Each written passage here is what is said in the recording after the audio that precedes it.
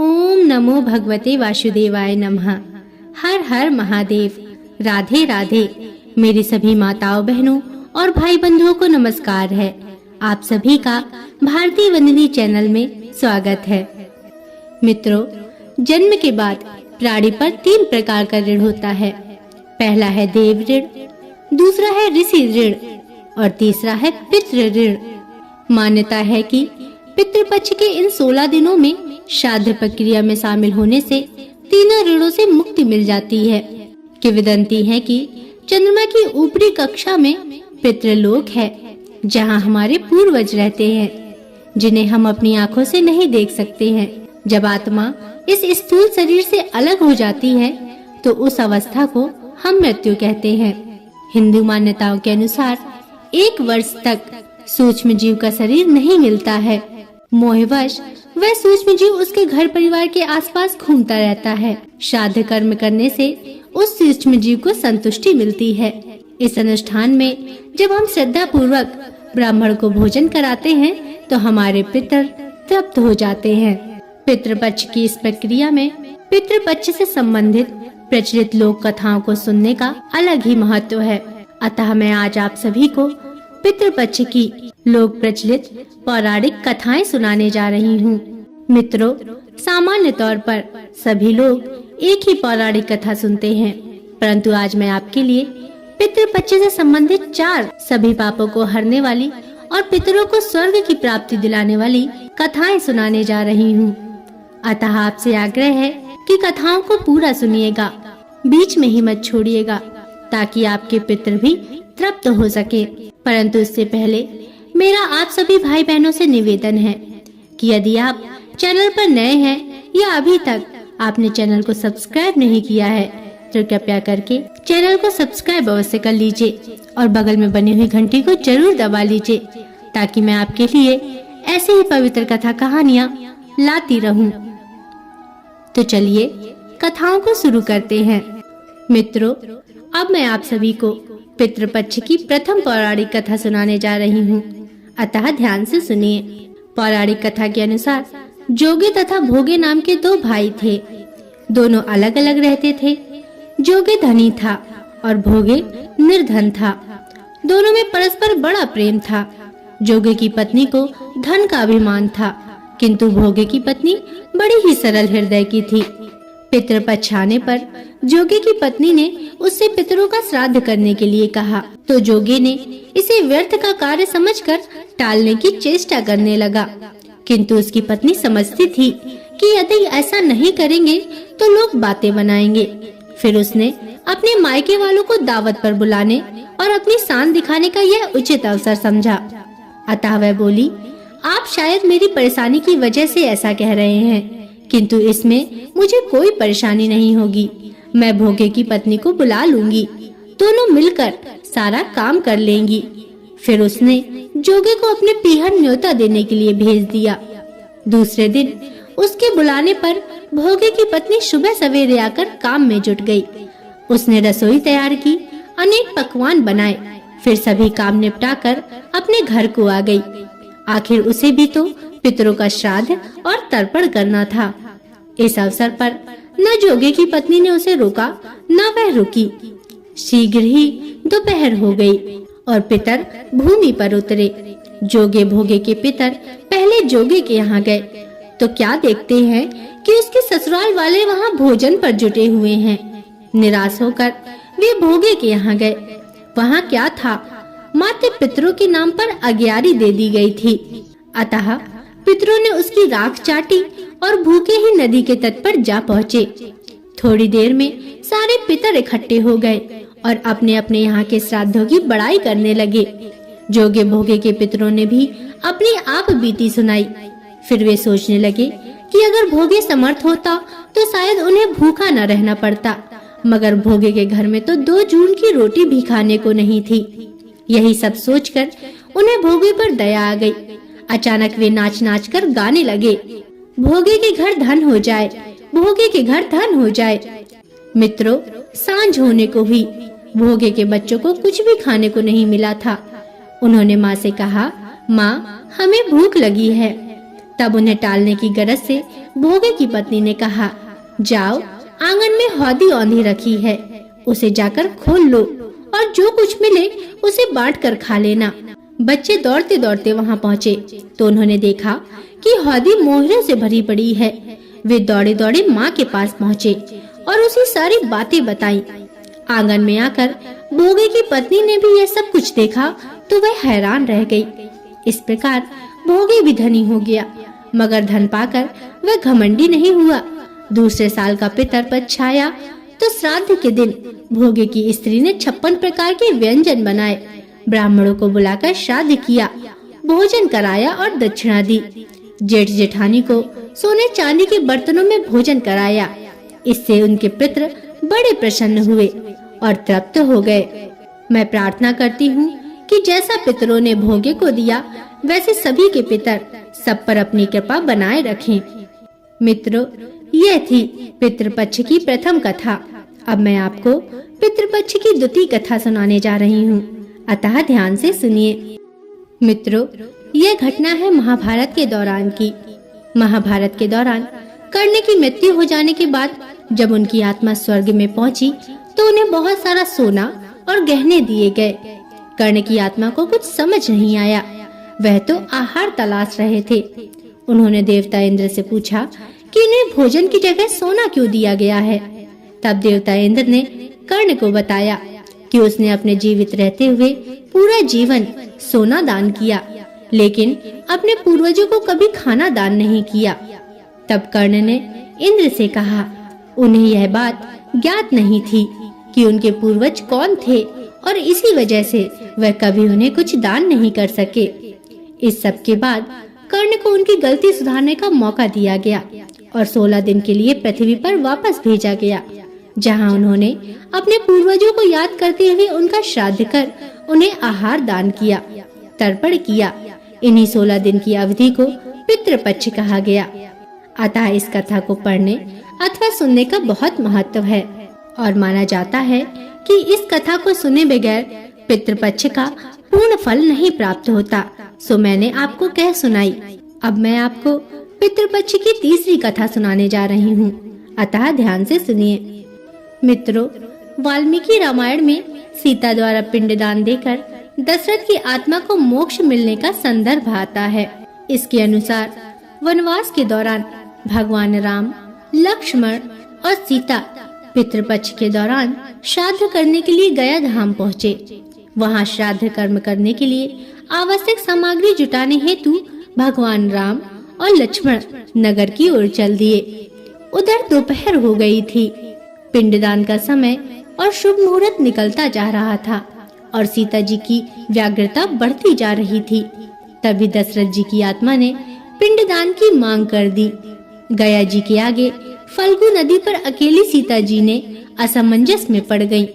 उन्होंने फल्गु नदी के साथ वटवृक्ष, केतकी के फूल और गाय को साक्षी मानकर बालू का पिंड बनाकर स्वर्गीय राजा दशरथ के निमित्त पिंड दान दे दिया। थोड़ी देर बाद जब भगवान राम और लक्ष्मण लौटे तो माता सीता ने उन्हें बताया कि समय निकल जाने के कारण मैंने स्वयं पिंडदान कर दिया, परंतु उन्हें विश्वास नहीं हुआ कि बिना सामग्री के पिंडदान कैसे हो सकता है। इसके लिए राम ने सीता से प्रमाण मांगा।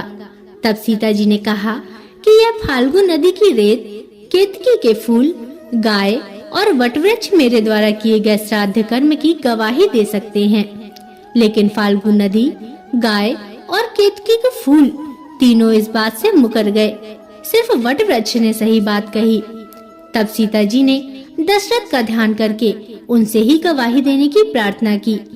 दशरथ जी ने सीता जी की प्रार्थना स्वीकार कर घोषणा की कि ऐन वक्त पर सीता ने ही मुझे पिंडदान दिया है। इस पर राम आश्वस्त हुए, लेकिन तीनों गवाहों द्वारा झूठ बोलने पर सीता जी ने उनको क्रोधित होकर श्राप दे दिया कि ऐ फल्गु नदी, जा, तू सिर्फ नाम की नदी रहेगी, तुझ में पानी नहीं रहेगा। इसी कारण फल्गु नदी आज भी गया में सूखी रहती है। गाय को श्राप दिया कि तू पूज्य होकर भी लोगों का जूठा खाएगी, और केतकी के फूल को श्राप दिया कि तुझे पूजा में कभी नहीं चढ़ाया जाएगा, और वटवृक्ष को सीता जी का आशीर्वाद मिला कि उसे लंबी आयु प्राप्त होगी और वह दूसरों को छाया प्रदान करेगा तथा पतिव्रता स्त्री तेरा स्मरण करके अपने पति की दीर्घायु की कामना करेंगी। मित्रों, यही कारण है कि गाय को आज भी जूठा खाना पड़ता है। केतकी के फूल को पूजा पाठ में वर्जित रखा गया है और फल्गु नदी के तट पर सीता कुंड में पानी के अभाव में आज भी सिर्फ बालू या रेत से पिंडदान दिया जाता है। मित्रों, यह थी पितृपक्ष की तीसरी कथा। अब मैं आपको चौथी कथा सुनाने जा रही हूँ, अतः ध्यान से सुनिए। मित्रों, एक समय की बात है, दो भाई बहन थे। दोनों का विवाह हो चुका था और दोनों के दो दो बेटे थे। बहन विधवा हो चुकी थी और अपने भाई के घर में रहती थी। इस बात से उसकी भाभी बहुत नाराज रहती थी। ऐसे ही पितृपक्ष आया तो भाई बोला, मैं पितरों के तर्पण और पिंडदान के लिए गंगा जी जा रहा हूँ। ऐसा कहकर वह गंगा जी की ओर चल दिया। भाई के जाते ही भाभी ने बाहर खेत में ननंद और उसके बच्चों के लिए झोपड़ी डलवा दी। अपने बच्चों के साथ वह झोपड़ी में रहने लगी। सुबह शाम भाई के घर जाकर घर का सारा काम कराती थी। बदले में भाभी बचा कुचा उसे खाने को दे देती थी। जब भी वह भाभी के घर से आती तो आटा छानने वाला कपड़ा अपने साथ ले आती थी। घर आकर उस आटे से सने कपड़े को पानी में घोलकर चूल्हे पर चढ़ाकर पका देती थी और बच्चों से कहती थी, बच्चों ये खीर है, खा लो। मित्रों, ऐसे ही समय बीतने लगा। एक बार भाभी ने उसे एक कपड़ा ले जाते हुए देख लिया तो बोली, बाई जी आप आटा छानने वाला कपड़ा कहाँ ले जा रही हो? इसे यही छोड़कर जाया करो। भाभी की बात सुनकर ननंद ने वैसा ही किया। उस दिन भाभी ने उसे बचा कुचा भोजन भी नहीं दिया और बोली, कल आपकी माँ का श्राद्ध है, बिना बुलाए तो आना ही मत। और हाँ, आंगन में लगा ये पीपल का पेड़ अगर अपनी जगह से हिले तो आ जाना। ये सुनकर ननंद बेहद दुखी हुई और रोती रोती अपने घर चली गई। घर पहुंची तो बच्चे बोले, माँ भूख लगी है, कुछ खाने को दो। वह बच्चों को बोली, बेटा आज हम सबका उपवास है, आज भूखे ही सो जाओ। अगले ही दिन बच्चे बोले, माँ मामी ने कहा था कि आज नानी का श्राद्ध है तो चलो वहाँ चलते हैं। तो वह बोली, बेटा मामी ने कहा था कि आंगन का पीपल का पेड़ अगर अपनी जगह से हिले तो आ जाना। अब तुम ही बताओ, क्या कभी पेड़ हिलता है? पत्ते हिलते हैं, टहनियाँ हिलती हैं, परंतु कभी पेड़ को हिलते नहीं देखा है। उसने बच्चों को समझाया कि बिना बुलाए हमें कहीं नहीं जाना चाहिए। माँ की बात सुनकर बच्चे शांत हो गए। अब शाम हुई तो उसके भतीजे आए और बोले, बुआ माँ ने भोजन भेजा है। उसने देखा तो भोजन के नाम पर 2 सूखी रोटियों के ऊपर थोड़े से चावल रखे थे। यह देखकर उसे बहुत क्रोध आया और अपने बच्चों से बोली, इसे झोपड़ी के ऊपर फेंक दो। और वह भूखे ही अपने बच्चों को लेकर सो गई। सारी रात गंगा माँ को याद करती रही और बोली, हे गंगा माँ मेरे भाई की रक्षा करना, वो हमारी रक्षा करेगा। अगले दिन भाभी आई और बोली, बाई जी कल तुम्हारे पिता का श्राद्ध है, बिना बुलाए तो मत आना, लेकिन आंगन का पीपल का पेड़ हिले तो आ जाना। अगले दिन भी वे भाभी के घर भोजन के लिए नहीं गई। शाम को फिर उसके भतीजे आए और 2 सूखी रोटियां चावल के साथ दे गए। उसने फिर वह रोटी और चावल झोपड़ी के ऊपर फेंकवा दिए और भूखे ही बच्चों को लेकर सो गई और सारी रात रोती रही और माँ गंगा से प्रार्थना करती रही।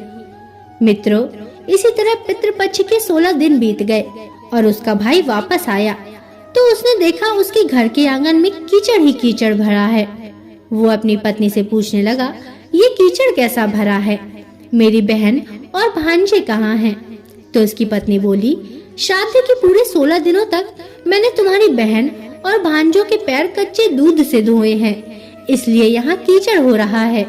तुम्हारे पीछे से मैंने उनकी खूब सेवा करी है, खीर पूरी खिलाई है, फिर भी वो मुझसे नाराज होकर खेत में झोपड़ी डालकर रह रही है। ऐसा सुनकर भाई खेत पर पहुंचा तो वह देखता है वहाँ कोई झोपड़ी नहीं थी, बल्कि वहाँ एक आलीशान महल बना हुआ था जिसके आंगन में उसके भतीजे खेल रहे थे। उसने जाकर अपनी बहन से कहा, बहन, यह सब क्या है? तब उसने अपने भाई को सारी बात बताई और बोली, भाई, जो तेरे आंगन में कीचड़ है वो कच्चे दूध से नहीं बल्कि भाभी के व्यवहार से जो मैं दिन रात रोती थी उन आंसुओं का कीचड़ है। माता पिता के श्राद्ध पर भाभी ने कहा कि पीपल का पेड़ हिले तो ही आना, बिना बुलाए मत आना। पीपल का पेड़ हिला नहीं तो हम गए नहीं और शाम को उन्होंने 2 रोटी और चावल भिजवाए, जिससे गुस्से में मैंने झोपड़ी के ऊपर फेंक दिया। माता पिता के आशीर्वाद तेरे साथ और गंगा मैया की कृपा से ये सूखी रोटियां सोने में और चावल हीरे मोतियों में बदल गई, जिसके प्रभाव से यह सब हुआ है। भाई ने अपनी बहन से अपनी पत्नी की गलती की माफी मांगी और घर चलने को कहा। तब बहन बोली, भाई, गंगा मैया ने तेरी रक्षा करी, तू हमारी रक्षा करेगा, लेकिन अब हम यहीं रहेंगे। ये सुनकर भाई ने अपने माता पिता को याद किया और बोला, मेरे पितरों ने जैसी मेरी बहन और भांजियों की रक्षा करी है, उनके दुख काटे हैं, वैसे सबकी काटना और सबकी रक्षा करना। कहानी कहने वाले, सुनने वाले और हुकार भरने वाले सब पर कृपा करना। मित्रों, यह थी पितृपक्ष की कथाएं। आशा करती हूँ कि आपको कथाएं पसंद आई होंगी। अगर इनमें कोई त्रुटियां हैं तो मुझे क्षमा करिएगा और आपसे पुनः निवेदन है कि चैनल को सब्सक्राइब अवश्य करिएगा और बगल में बनी हुई घंटी को जरूर दबा लीजिएगा और वीडियो को लाइक जरूर करिएगा और कमेंट में हमें बताइएगा कि आपको कथा कैसी लगी और कमेंट में जरूर लिखिएगा। हर हर महादेव, राधे राधे।